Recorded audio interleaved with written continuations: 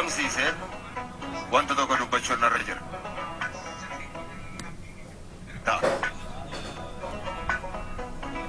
Garuu har'a asitti argamuu koo waan na dirqamsiise wanta tokko dubbachuun narra jira. Torban darbee akkuma keenya namoonni baay'een namoonni hedduun lubbuun turan. Mucaan waggaa jaha tokkos akkuma keenya lubbuun ture.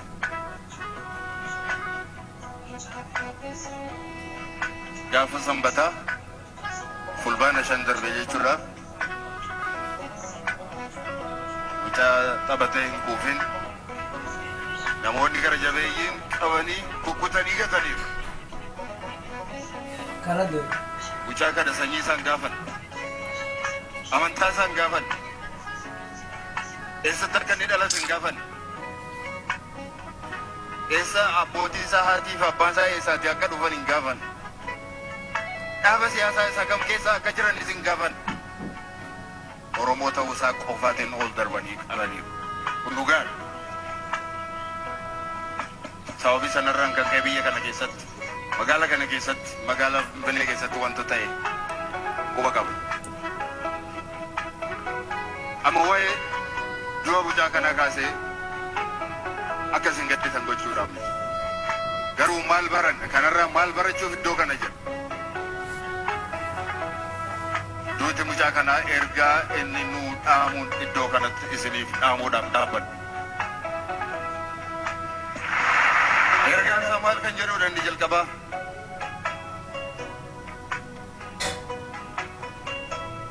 Kutaa adda addaa keessaa ba'uun garaagarummaa amantiin garaagara yoo ta'e dhaaba siyaasaatiin adda adda yoo taatan Oromoo yoo taatan haleellaan isin irratti raawwatu garaagarummaa hin qabu tokko.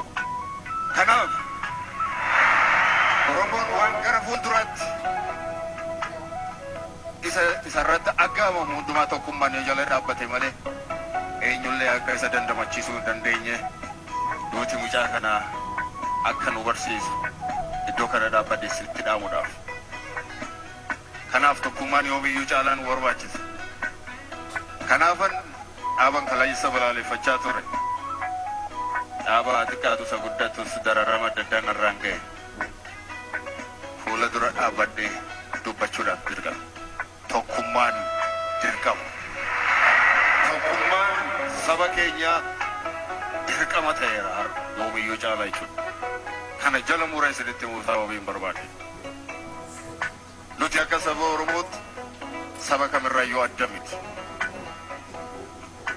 Mucaan yeroo darbe wareegame kun Oromoo ta'uudhaaf hin filanne. Oromoo ta'uudhaaf hin gaafanne. Garuu Oromoo ta'ee of argate. Sababii Oromummaa isaatiif wareegama kaffalee darbe. Nummoo har'a maaltu nurraa barbaadama? Ergaa lammaffaa duuti mucaa kanaa nuu dabarsu yoo jiraate namoonni gara jabeeyyiin gochaa isaan raawwatan saba kanarratti isa ta'u mucaa kanarratti gochaa isaan raawwatan akka lammata keessa hin deebi'amu. Duuti mucaa kanaa kan inni nu barsiisu lubbuun darbuu isaa waan inni nu barsiisu namoonni gara jabeeyyiin akka kanaa uummanni akka walitti namu sabi akka wal nyaatu eegumsi akka uumamu biyyi akka baddu maqaan akka nu baddu Oromoon harkisaa akka inni dhiigaan xuraa'u akka inni cubbuudhaan xuraa'u gochuudhaaf.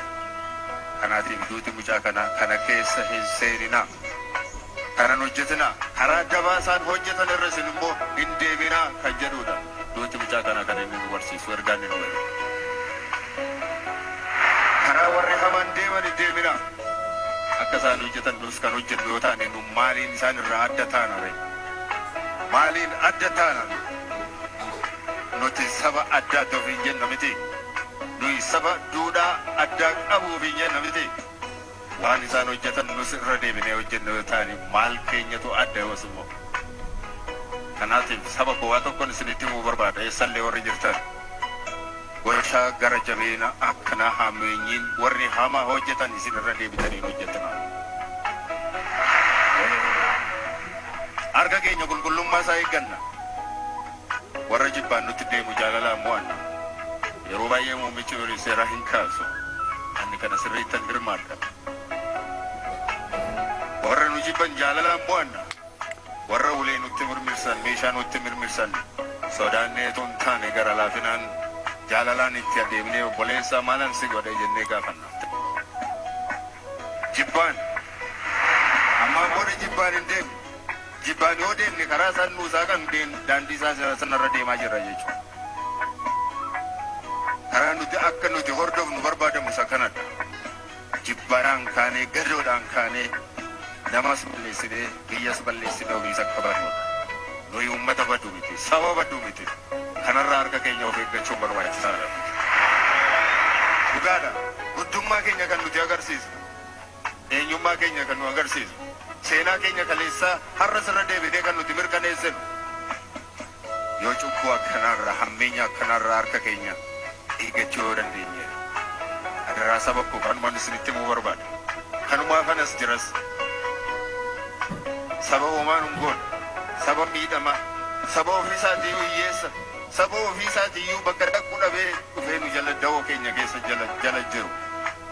Saba kanarratti akka nu harka keenya ol fudhannu taasisanii jiru. Kanaatiif kun lammata irra hin deebi'an. Saba koo kanan isinitti himuu barbaada.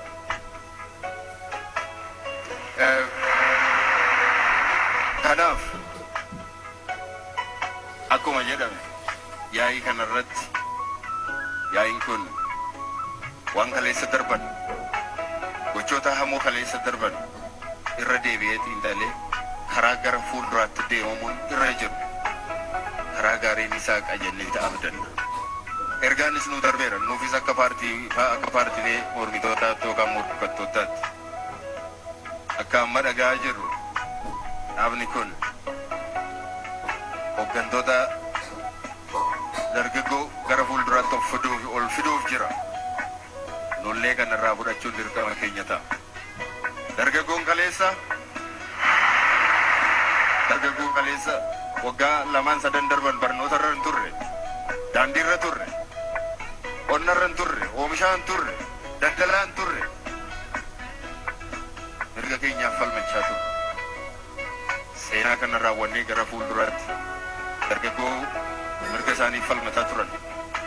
Warra beekumsa qaban, warra saba isaaniif garaa editarii iddoo kanatti hin argamu.